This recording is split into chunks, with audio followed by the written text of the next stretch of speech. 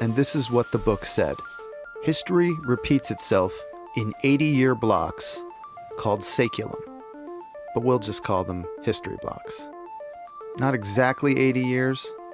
This is history, not math, but roughly the span of a human lifetime, maybe 80 to 90 years. Within these 80-year history blocks, we have 4 turnings of around 20 years each. We usually call them generations. This book calls them turnings.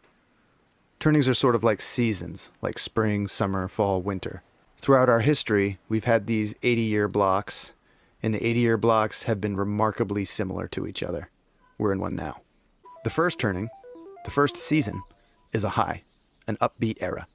The second turning is an awakening, a passionate era. The third turning is an unraveling, a downcast era. And the fourth turning, well, sorry, but fourth turnings suck. Which one do you think? The fourth turning is a crisis, an era of upheaval. We're in a fourth turning right now. Let's take a look at our saeculum, our history block. The history block that we're in the crisis of right now.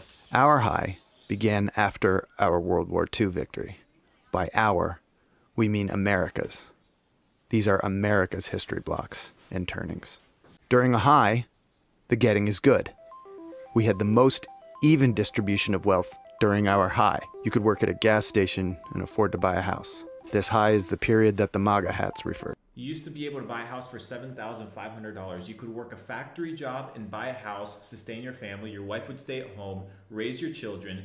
In a scenario where, you know what the government did? They're like, maybe we make things a little bit more expensive so that the wife can stay also at a job. And guess what? Guess who's going to raise the children?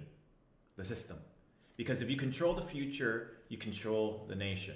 So this one was one. We got Hank Williams and Elvis and Little Richard and the birth of rock and roll. We launched monkeys and men into space. This is when the Mustangs and Corvettes first came out. Our high ended with the assassination of John F. Kennedy on November 22nd, 1963. The high is not a high for everyone, of course. America still had a segregated South. Homosexuality was illegal and considered a mental disorder. Yeah, I would say it was just a high. I think America was only great if you were a white guy. Like, it was not, I could not have all the benefits of... Sure, absolutely. But here's the thing. We need to take the principle, because it's not just at a U.S. level, it's at a global scale. Somebody said, how do we know you're telling the truth? You don't.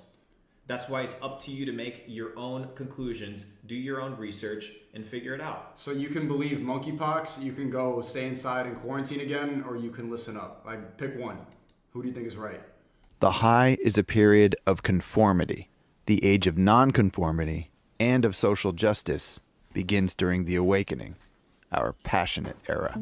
During the awakening, we had Martin Luther King and the Civil Rights Movement, acid, Vietnam protests and Vietnam itself, the women's liberation movement, Stonewall and the gay rights movement, great movies, great music. This is when the first Macintosh computer came out. The awakening is a time of increasing individualism.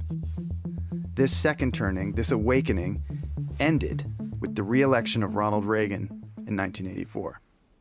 Things get messy during the third turning, during the unraveling. We got the fall of Soviet communism and the beginning of the Russian gangster state. The greatest musicians of the time sang about violence and decay in their deteriorating cities. The LA riots, OJ, the bombing of Bosnia, and the Columbine high school shootings on the same day. September 11th, the wars in Afghanistan and Iraq. Our unraveling ended with the financial crisis of 2008. A fascinating fact about this book is that it was written during the last third turning, published in 1997. But the book predicts now, what's happening now in this fourth turning. And what's happening now is right on schedule. 80 years ago, in the last fourth turning, America had her Great Depression, then World War II. 80 years before that, the Civil War. 80 years before that, the Revolutionary War. Now it's our turn to save the country. So where do you fit into all this? What's your role? It depends when you were born. Each generation, each cohort, tends to embody a specific archetype. An archetype that will move the society towards the next high. Each generation's archetype is the characteristic that will define the generation in its prime, in midlife. The boomer archetype is the prophet. Bill Gates and Steve Jobs are boomers and prophets. Both predicted that one day everyone, not just big corporations and governments, would own a computer. Gates even predicted a crisis like COVID-19 5 years beforehand. Because he runs the shit. The writers of this book are boomers and prophets. Gen X is the nomad generation. The quintessential Gen Xer, Elon Musk, builds things that move us from one place to another. Rockets, electric cars, hyperloops, nomadic devices. But the millennials, raised during the unraveling, will emerge as the hero generation during this crisis. These are the Parkland High students, the frontline hospital workers, and Malala Yousafzai. The book says millennials will be the World War II heroes of our history block. We don't know what Gen Z will do, but they will be an artist generation. From them will emerge the next Bill Withers, Toni Morrison, or Bob Dylan, all born during the last crisis, all from an artist generation. I want to be that. The history block before ours ended with World War II and began with the Civil War, 80 years prior. The history block before that ended with the Civil War and began with the end of the Revolutionary War, 80 years prior. Every 80 years or so, something big comes along and changes everything. And now, we're at the end of our history block, right in the middle of our crisis. We're in the process of changing our world again. The authors of The Fourth Turning tell us that these crises are like forest fires. Unpleasant, but necessary, they clear the woods for new growth. As we work towards our next high, this crisis will tilt the playing field away from the old and towards the young, they tell us. But the victory is not guaranteed. We will, each of us, need to rise to the occasion during this crisis.